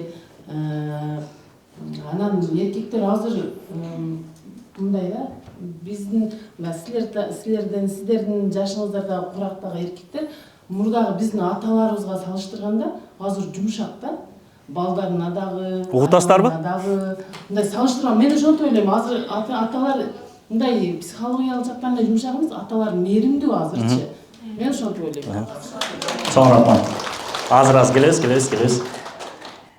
Азыр эжем өтө сонун нерсени айтты, бирок көпчүлүгүбүз аялдарга зомбулук көбөйүп атат дедик да. Бизде ар бир Кыргызстанда мисалы 5-7 миллион, 7 миллион калп болсо, ар биринен барып үй бүлөсүнө кирип көрүп атабызбы? Аны каяктан билип атабыз бир зомбулук көбөйгөнүн? Интернеттен, Facebook, Instagramдан. Кайсы сайттардан? Азаттык, Кактус медиа, эл аралык уюмдар. Демек, туура маалымат бекен, туура эмес бекен? Пропаганда. Бул жерде баарыбыз эркектер, бүт баарыбыз каршыбыз аялдардын зомбулугуна. Мисалы, мен сиздерге азыр бир карындашыбызбы же эжебизби мурду кесилди десем, баарыңыздар билесиздер, ким экенин, эмне болгонун бүт билесиздер. Эми жакында эле Сокулукта бир эркекти аялы өлтүрүп, мүчөлөп көмүп таштады. Ким укту? Бир эже угуптур, а? Жок, жакында болду. 1 жыл боло элек. Кыскасы аялы күйөөсүн өлтүрүп, мүчөлөп таштады. Көрдүңүздөр, эч ким укпадыңыздар. Аны неге пропаганда кылбайбыз? Эми жамандыкты айтпай тыялы деген сөз бар. Бирок баягы рас шончолук зомбулук жөнүндө айтып аткан болсок, эмнеге аны айтып? Ал зомбулукпу же ал нормалдуу көрүнүшпү? Зомбулук да. Эмне үчүн айтпайт атаны? Эгер аны пропаганда кылса, Кыргызстанда аялдардын укугу тепселенип атат деген теория жокко чыгып калат да. Демек, медианын каналдары бүт бары белгилүү бир топтун колунда болгондугу үчүн бизди кудум эле баягы койдой эле мынтип башкарып, бияка каалагандай калчап атат да. Анан кийин мамлекет чыгып атат дагы, алар да айтат, "Эй, сен бир аз тилиңди тый" деп атат. Деген жерден не деп атат? Сөз эркиндиги деп атат. Бир ушундай бир доордобузду, ушундай бир кыйын доордобуз. Жада калса, аялдардын укугу тепселенип атабы же корголуп атабы же кордолуп атабы деген темада дагы эркин эмеспиз. Көрдүңүздөрбү? Билбей атабыз. Бир күнү Мадинадан Меккеге сапар тартып калыптыр сахабалар менен. Анан төөлөр менен баратыптыр. Төөлөрдүн ушундай өзгөчөлүгү бар экен. Музыка чалса, музыканын динамикасынын ыргагына жараша төө жорголойт экен, чуркайт экен. Анжаша деген сахаба мындай батыраак жетели деп динамикалуу мындай тук деген күүлөрдү чалып баштаганда төөлөр жорголоп баштаптыр. Бүт баары сүйүнүп кетип атат дейт. Бүт баары ыраазы эле дейт. Эмне үчүн? Төөлөр бат жорголоп атат, биз бат жетебиз Мадинага, Меккеге. Анан пайгамбар саллаллаху алейхи вассалам гыжалат болуп баратты дейт. Себеби төөлөрдүн үстүндө төөгө минип көмбөгөн аял заты бар дейт. Анан кийин пайгамбар саллаллаху алейхи вассалам Анжашага айтты дейт. "Эй Анжаша, акырыныраак төөлөрдүн үстүндөгү хрустальдар сынып калбасын" дейт. Караңыздарчы, хрустальдар. Аял кишинин акылы камыраак деп коюшат го. Чачы узун, акылы кыска дейт го. Пайгамбарыбыз эмне деп атат? Ислам дининде аялдардын укугу дебеленет дейт дешет да, мисалы.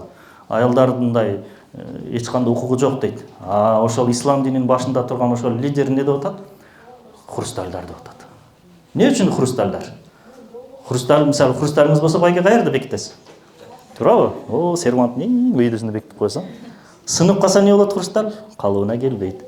Бирок хрустальды арчып, тазалап, көңүл бурганыңыз сайын жаркырайт, нур чачат айланага. Ошондой хрустальдар аман болсун, албетте. Хрустальдардан Алла разы болсун. Дайыма аталар менен кеңешүү. Канткенде биз баланы дагы жакшы тарбиялайбыз, каржылайлайбыз, неме кылабыз. Мына убакыт бар, а? Канткенде балдарды дагы жакшы тарбиялайбыз, каржылайбыз. Мисалы, бул жактан жана бир эжебиз суроо берди да, балам эчтеге кызыкпайт атат деп. Баарыбызда эле ошол нерсе бар, аздыр көптүр бар. Балабыз кызыкпайт, телефон, баягы эле телефон проблемасы. Эжебиз дагы, педагог эжебиз дагы жакшы сунуштарын айтты. Ажар энебиздин окуясын баарыбыз билебиз, а? Ажар энебизди Ибрахим алейхиссалам чөлгө, ээн талай эрме чөлгө таштап койгон. Исмаил алейхиссаламды төрөдү, каяка барарын билбей калды. Ошол кезде бүткүл себептер Ажар энебизден узактап, колунан эчтеке келбей отуруп калды. Ошол кезде Ажар энебиз мен эми эмне кылам деп отуруп алган жок да. Бир оңго чуркады, бир солго чуркады. Ажар энебиздин ошол жерде колунан келген эң максимум иш аракеттери ошол болчу. Оңго чуркады, солго чуркады, ким бар экен деп эки жакты карады. Караса эмне болду? Замзам пайда болду. Замзам суусу умрага баргандар болсо, ушул күнгө чейин ошол замзам суусун ичип келип атабыз. Анын физикалык касиети, руханий касиети, химиялык касиети деп аябай бир изилдөөлөр, лабораторияларда жүргүзүлүп атат. Эми ошол Ажар энебиз аракет кылып, эч нерсе жок, колунан эчтеке келбей калган учурда дагы ары бери чуркаган кезде замзамды берип койгон Кудай Таалам, биз ушундай шарттар бар, илим билим булактары бар, китептер бар, интернет булактары бар, бүт бар кезде биз ошо Ажар энебизде кичине оңго солго чуркап койсок, башкача айтканда эмне кылсам болот деп оңду солду изилдеп койсок, сөзсүз бир нерселер ачылат. Түнү күнү ойлонуш керек, ооруш керек, ошо менен жатып калыш керек. Агай келип атат.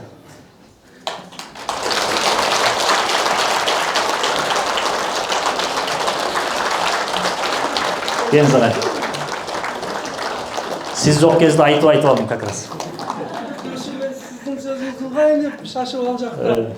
Новотелден чыгып келдим. Ассалаумағалейкум ай. Қош келдіңіз. Улан теберіңіз, мен ұғам. Осыны башынан баштап, қайтадан айтайын. Залда мен құтыламын. Жақсы, Қош келдіңіз ағай. Улан теберіңіз. Biraz keçip келгеніңізде жақсы болды ағай. Мындай кеңірек сөйлеп алдық. Не деп аттыр эле? Замзам су, да? Замзам су. Оңго солго чуркаган Азар энебизге Кудай Таалам замзам берип койду. Эми ушунчалык шарттары бар. Биз чөлдө эчтеке жок калган жокпуз да. Колубузда жок эле дегенде интернет бар, телефон бар. Ал жаман көрүп атабыз, бирок аны жакшы пайдалансаң, дүйнөнүн китепканасы ичинде.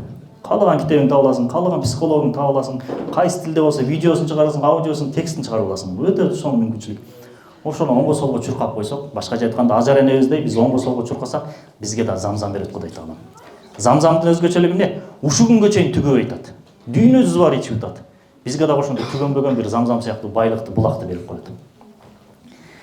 Ошондуктан сиздерге чоң рахмат. Кийинкиси үйдө балдарга милдет берүү.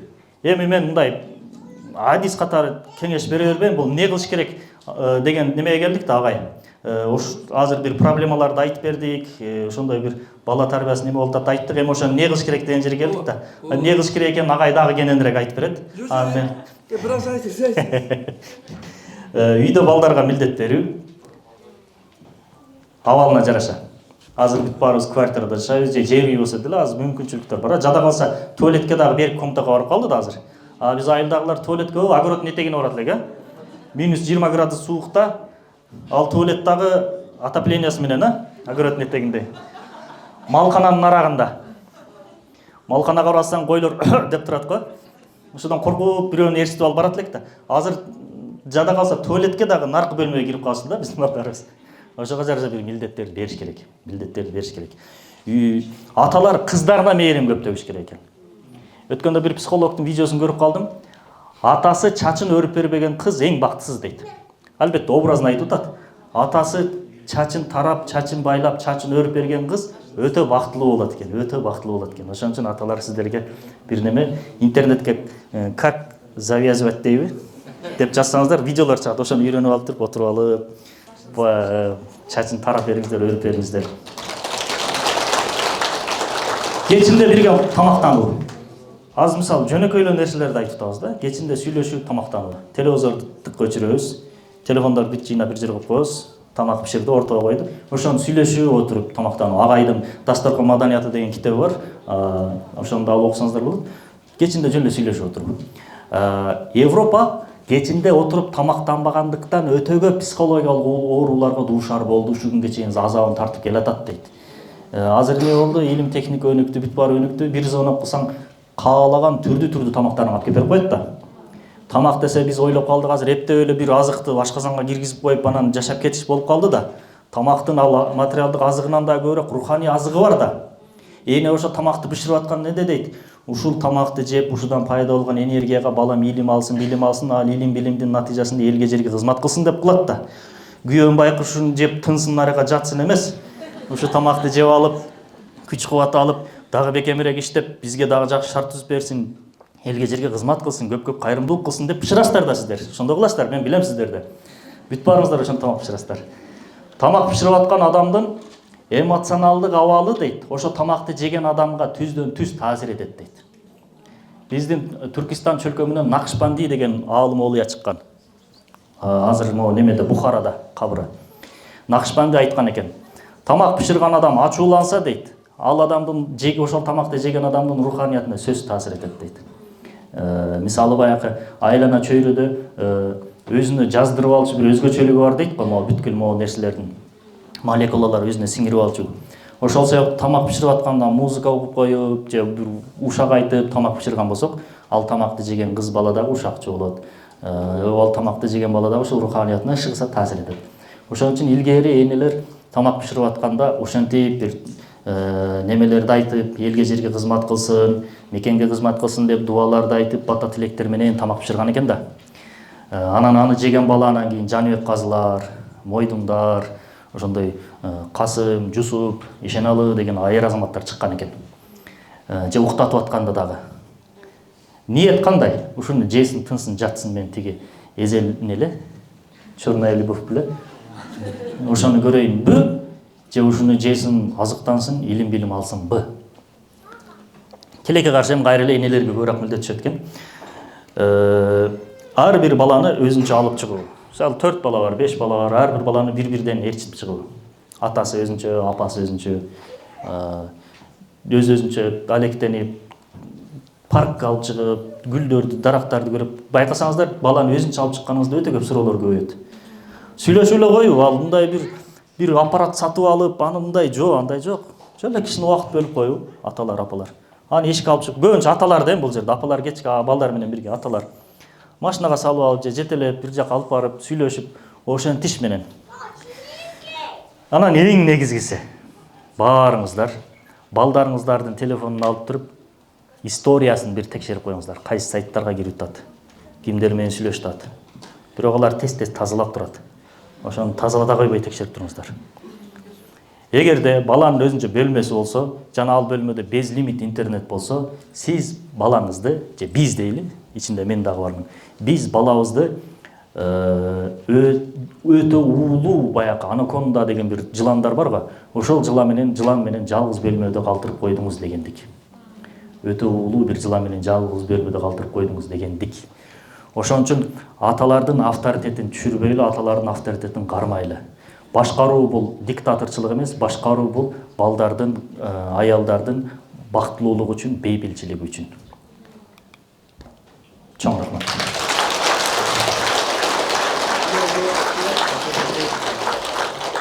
Убакыт жагы кандай? Экиле микрофон бекен, а? Эгер не болсо түздө эле бере берсеңиздер болот.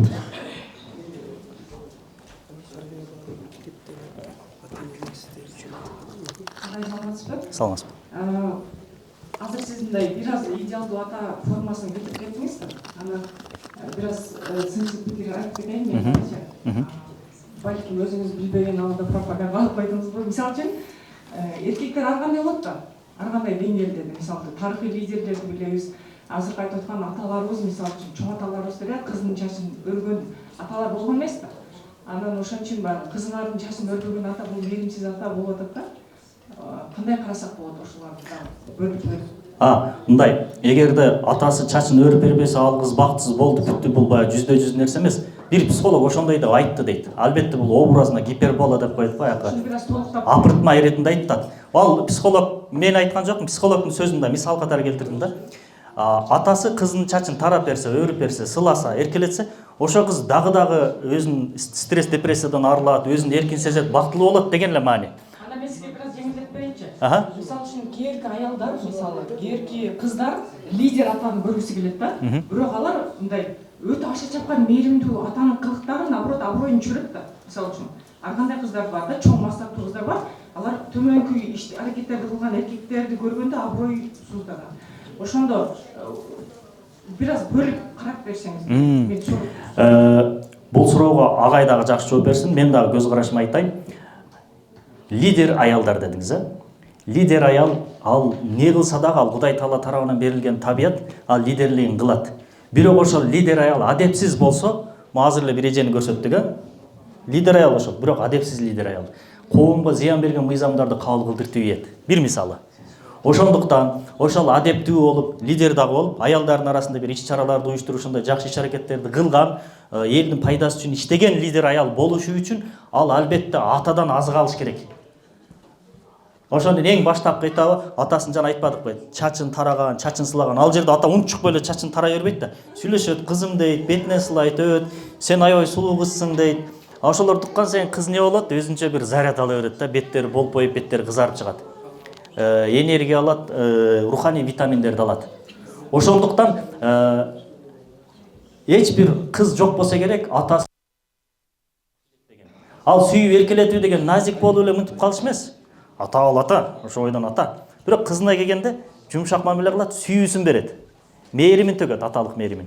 И баягы гүл сыяктуу ошондо ачылат. Эгер атанын ошол мээрими, сүйүүсү, жанагындай алкоолору, мактоолору болбосо атанын, ал болушу мүмкүн келечекте ошол жанагы эже сыяктуу зыяндуу лидерлер.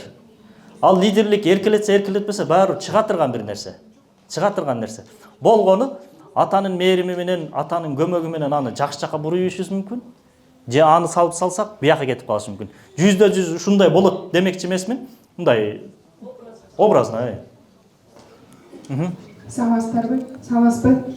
Капрай устазым, атам саламатсызбы? Чоң рахмат. Аябай жакшы бизге таасирдүү сабак болду. Менин суроом негизи эле атанын мээримин алган кыз болобу, уул болобу жүрөгүндө бир баатырдык сезими болот деп ишенем да. Анткени бул менин өзүмдүн тажрыйбамдан өткөн. Кайткенде биз балдарыбызга, мырзаларыбызга аял заты дем күч бере алабыз. Кайткенде баатырдык сезимин ойгота алабыз.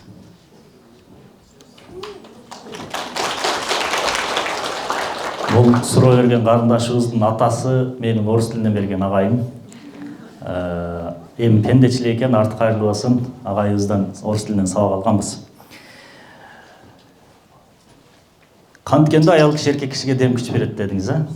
Аял киши эркек кишиге, аны сиздер билесиздер да. Мээрим же жооп берип коесуңбу?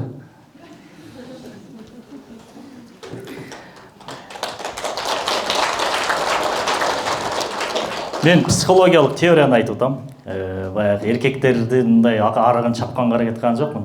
Аял киши канчалык эркектин айтканын кылса, канчалык эркегине моюнсунуп, эми сиз билесиз да десе, эркек кишиде ошончолук тестостерон көбөйөт экен. Мо үй бүлөн бейишим деген китепте ошону кеңири ачыкталып жазылган, которма китеп. Сема Марашлы деген эл аралык деңгээлде психолог эжекебиздин китеби ал. Үй бүлөн бейишим деген сыртында мындай бир гүл берип аткан сүрөтү бар. Ошол жерде жазат, аял киши канчалык күйөөсүнө итаат кылса, моюнсунса, сиз билесиз, байым, бийим десе, анан канчалык көп, анча жалгандан болсо деле, сиз жаман мындай немесе, мындай жиндилесе, мындай вообще сиз машалла деп койсоңуздар, оңой эле биз мындай аялдардын көңүл алышын кыйыныраак, эми гүл сатып алыш керек, гүл да кымбаттап атат. Бирок мейли өлүп кетсин, акча жерге кирсин, көңүл маанилүү. Эркекке ошол эле мындай сиз деген мындай чынында таң калам Сиз өзү ак үйдө отурушуңуз керек эле, бирок десеңиздер, биз ошол жерден эле мардайып, жок андай эмес деп коебуз сыртыбыздан. Анан эшикке чыгып уя дейбиз да. Турабай.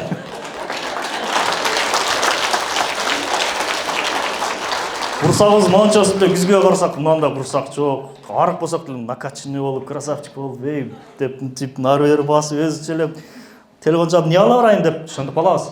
Ошол эле сөз, көп нерсенин кереги жок. Эркек расход аз жаратык. Жандык деп берейин депмин. Туурабы байке? Эми албетте бир аз юмор аралаштырып атабыз, туура түшүнөсүздөр. Аял киши ошол эле сен айткандай болсун деп моюнсунуп, эркектин намысын сындыра турган сөздү айтса, эркек өзүнөн өзү эле баатырдык, эр жүрөктүк деген эмес өчүп кетет. Эмне үчүн илгери аталарыбыз күйөөлөрүн баатыр деп кайрылган? Баатыр деп кайрылган. Эски чыгармаларды карасаңыздар, энелер баатыр деген да. Баатыр кеч келем, аялың баатыр деп атса, бир күн айтасың, чын эле баатыр окшойм дейсиң да. Көпчүлүк мигранттардын балдары дагы ата-энеси жылдап Казакстанда, Россияда иштеп, убагында баягы тарбия эмес, жада калса ата-эненин мээримине тойбой калып, анан аял кандай, эркек кандайды жакшы билбей калган бир муундагы болуп калдык да. Ошодон да көп немелер, зыян мүчүлүштүктөр пайда болуп калып атат. Дагы бир жагы баягы биздин аталарыбыз коммунизм доорунда жашаса дагы адептүү эле, имандуу эле дейт да. Себеби анын атасы, анын мурунку доордогу көчмөн кыргыздын тарбиясын алган бир маданияттуу аталар болчу да. Ошо менен тарбияланган аталар балдарын тарбиялады да. Тиги коммунисттик идеология менен сугарылып туруп, баягы сөз бар го, өзүнүн басышын дагы аткара албады, бирөөнүкүн дагы жарытып туурай албады деп. Ошодо арсар калып калган бир муун болду. Көптөгөн факторлор бар. Мен бул нерсени көбүнчө эркектерге оодарам. Эми аялдар аны баары ошондой немесиздер, сиздер сезим менен, көбүнчө сезим менен чечим кабыл алган, сезим менен жашаган бир жаратык болгондуктан, хрусталь болгондуктан сезим менен иш кылып коюшат. Анан аны кээде биз эркектер ошону калчай албай калтабыз. Биздин баягы сабырыбыздын, эркектик дараметибиз ачык эле айтканда жетпей калтат. Көбүнчө бизде күнөөлөр. Мен күнөөнү өзүгө эле алам. Анан сиздерде деле бар, анысы да неме болуп кетпеңиздер, сиздерде деле бар, жакшы эле бар. Эми ошону биз башкара билишибиз керек болуп атат да. Башкара билишибиз керек болуп атат. Кандай дейсиз? Эркектер сөз көтөрө албай. Сөз көтөрө албай калды. Сөз айтышат. Качан айтышты эле айтып кетейин. Сиз ойлонуп сүйлөңүз да. Ошондой болуп калды. Эми эркектер 100% дагы андай болбоду. Бирок ошол эле кезде аялдар дагы мындай кылып койсо болот. Баягы эркекти өзүнүн ордуна коюп, тиякта карыз бар, биякта рассрочка бар, биякта кредит бар, анан эң акыркы үмүт үйү болот да эркектин. Мен эркек катары айтып берейин, эң акыркы үмүтү үйү болот. Анан үйүнө келсе, үйүндө да жанагындай болбаса, анан эркек байкушан аябай эле кыйналып калат да. Бирок баары бизде. Ошону биз көтөрө алышыбыз керек. 100 жыл мурун бирөөбүздү көтөргөн эркек 100 жылдан кийин аялынын сөзүн көтөрө албай калды деген сөздөр айтылып атат. Эми кандайдыр деңгээлде туура. Экинчи суроо Салахиддин Аюби. Кандай дейсиз? Эмне үчүн баатырлар жок азыр? Азыр баатырлар бар. Азыр эми баатыр десе бирөөлөр ойлоп атат, баягы октагондо бирөөнү былчылдап чапканды ойлоп атат, немелер болуп атат. Баатыр дегенде сөзсүз эле кылычча физикалык эмес, азыр мисалы окур мен окуу борборунда айтишниктер тарбиялап чыгып атат. Азыркы замандын баатырлары ушулар болуп калды. Заман алмашты, неме болду? Мындай одонораак айтканда бармак баатыр деп коебуз да. Бармактары менен мисалы жана байрактар деген неме чыкпады, бесплотник. Эмнелерди гана кылбады? Өтө чоң дүйнөлүк тарыхтын нугун өзгөртүү ийди. 1453-жылы Фатих Султан Мехмед хан Замбиректи ойлоп табат. Натыйжада Константинополду багындырды, дүйнөлүк тарыхтын агымын бурду. Орто кылымдардын тарыхы жабылды, жаңы тарых башталды ошол жерден. Бул бир Замбирек себепчи болду. Албетте ал жерде ошо Замбирекке татыктуу Фатих бар болчу, ошол атмосфера, жагдай бар болчу. Ошол сыяктуу азыркы заманда да ошол дагы бир ошондой бир курал пайда болду. Мисалы ошол байрактар дүйнөлүк тарыхтын агымын өзгөртүп атат.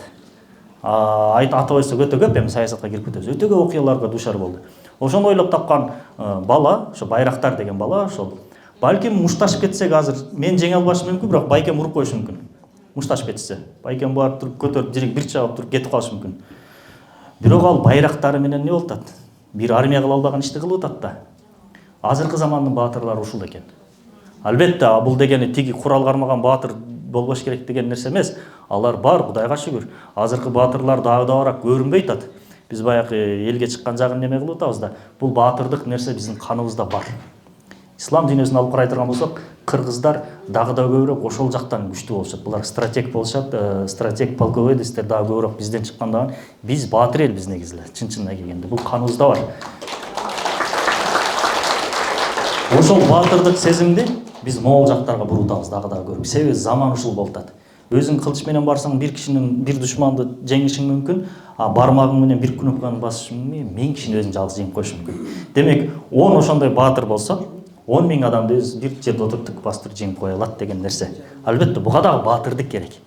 Баатырдык деген бул физикалык күч эмес. Баягы пайгамбар салам айтты, ушундай таква болгула, силерди башкалар жинди десин деди дебедикпи? Ошондой бир жинди характерде кайтпас бир өжөр бир адамдар болсо, ошолор баатыр болот. Айты дагы өтө оор сфера, оор тармак, мисалы санжарлар жакшы билишет.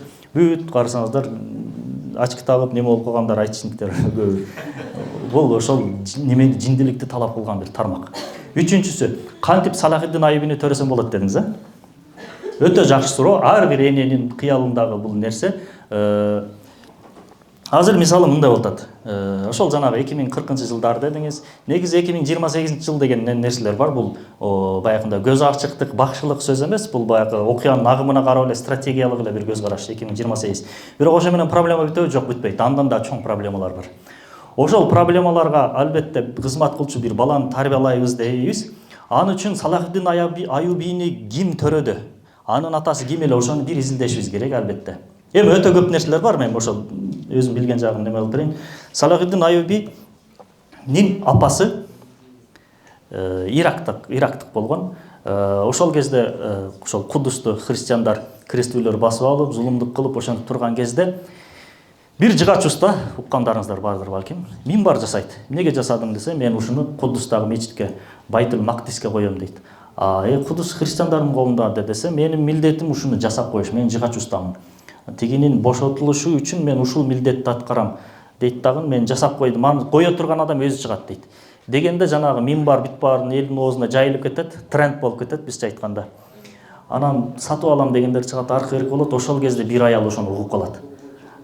Менин балам ошол минбарды ошол мечитке, Кудуска коет деп ошол мүдөө менен баласын төрөп тарбиялап чоңойтот. Кичинесинен баласына дем берет. Сен чоңойгондо ошол жакты бошотосуң, ошону жеткизесиң, коесуң. Сен чоңойгондо ушундай кыласың, сен чоңойгондо могу Кыргызстанда көйгөйлөрдү чечесиң, сен чоңойгондо китеп жазасың, сен чоңойгондо жаңы бир ушундай бир приложение ойлоп табасың, анын артынан Кыргызстан дүйнөдөгү номер 1-ге чыгат деп туруп кичинесине мээсине куюп сиңирип эмизип атып, боюнда бар жана бир эжебиз аябай жакшы айтты. Боюнда бар кезде сүйлөштү да, ошондой сүйлөшүп атып. Мисалы, баланын характерин калыптануусунда 2 жол бар дейт да, психологиялык, анан кийин психологиялык абал, анан кийин жанагы табигый абал. Атасы, апасында бар характерлер баласында өтөт. Экинчиси, апасы боюна бүткөндөн баштап төрөп, эмизип, эмчектен чыгарганга чейинки доордогу аялдын психологиялык абалы. Ошол доордо аял киши сериал көрдү, ушакташтыбы же китеп окуду, илим изилдеди, кайсынын көбүрөөк арак болду, ошол балага таасир этет. Нерв болуп, мындай ачууланып, аркы берки болду, же жайбаракат жүрдү, өзүн карманып, сабырдуу болуп жүрдү, түздөн түз таасир этет дейт да. Ошол сыяктуу боюна бүткөндөн баштап төрөлү эмчектен чыгарып чоңойтконго чейин, эрезеге баягы өзүнүн аманат карамагынан чыгарганга чейин ошол нерсени ойлонуу. Мисалы, эмнени көп ойлонсок, аялдар эмнени көп ойлонсо, түздөн түз курсаңыздарда көтөрүп жүргөн балага, эмизип аткан балага түздөн түз таасир этет. Эмнени көп ойлонсоңуздар.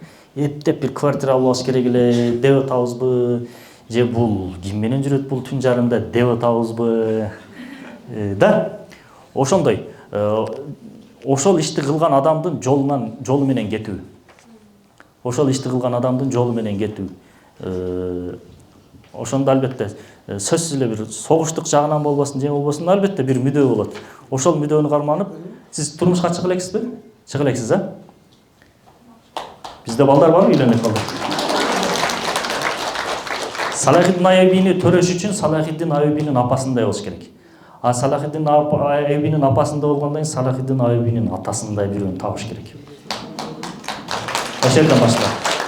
Азыр бизде расында неме болдубу? Ошондой бир идиректүү бирөө чыктыбы? Өзүңүз эле барып туруп, ачык эле айтып туруп, кызмат үчүн жок, ошондой бир неме. Же болбосо жаныңызда эжени неме кылып жөнөтсөңүз болот. Албетте тамаша, бирок бул чындыгына жараша ошондой бир жүрөгүндө жалыны бар, жинди характердеги бирөө болушу керек. Суроолор бүттү окшойт, а?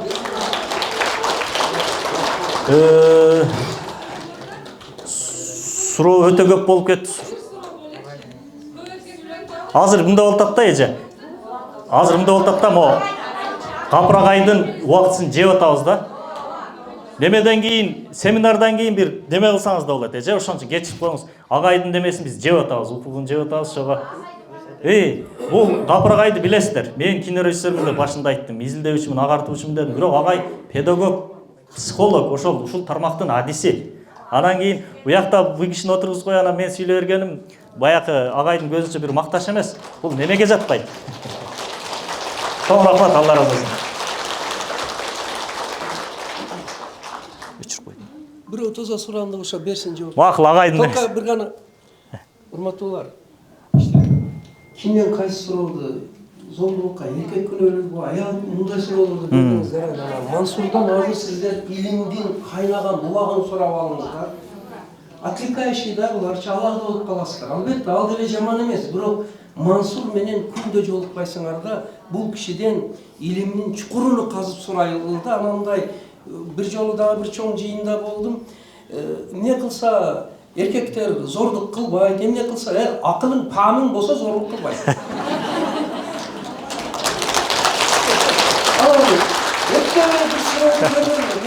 Мен азыр 470 адам качкан, мына махабаттар болду, айгүлдөр болду. Залдын атын эмеден Новотелди таштап сиздерди көрөйүн, анан Мансурду угайын деп учуп келдим мен. Анан бул жерде мындай бир майда барат суроолор баламды болбогула. Ошого сурооңуз эгер жаңы мен айткандай терең суроо болсо бериңиздер, мен убагымды арнадым Мансурга. Сүйлөсүн. Эркек балам бар да, анан кийин сиз жанактан бери көрүп, байкапчы, сиз ушундай билим алып, окуп, изилдегенге сизге ким мындай поддержка, ата-энеңиз кыйнадыбы, же өзүңүз кашынан элеби, же окружениеңиз ушундай болдубу? Мен төрөлгөндөр ушундай болчумун деп баштайм. Менин апам азыр үйдө отурат. Ала келсек болмок, апам келе албады. Апам ошо кичинемен өзүм эми азыр айтып баштасам узун неме болуп кетет. Ошого апам көп неме кылган. Кичинемде мен өзү сүрөткө кызыкчумун, көп сүрөт тартчумун, анан көп ыр жазчумун. Анан үйгө коноктор келсе бүт баарын отургузуп алып туруп, отургула деп туруп, анан мен сүрөттөрүмдү бир сыйра көрсөтүп, ырларымды окуп берип, жана коноктордон мага лайк алып берчү да. Коноктор бүт лайк басып чыкчу. Анан мен чындап эле ушундай экенмин деп көп деле тарта албасам керек, билбейм, бирок ошо апам мактап атып, сен кыйынсың деп атып, ошончо мактагандан кийин зорго ушулап алга келдик. Түзүгүрөөк пологондо дагы күчтүүрөөк немелер чыкса керек. Ошол апам эмес. Алла разы болсун, чоң рахмат. Рахмат агай, Алла разы болсун. Ушунча вакытыңызды бөлүп келип, ошо билимиңиздер менен бөлүшкөнүңүздөр үчүн рахмат, Алла разы болсун. Анан бизге да сыйымдуу болсун, ушуларды пайдаланып, калча болот.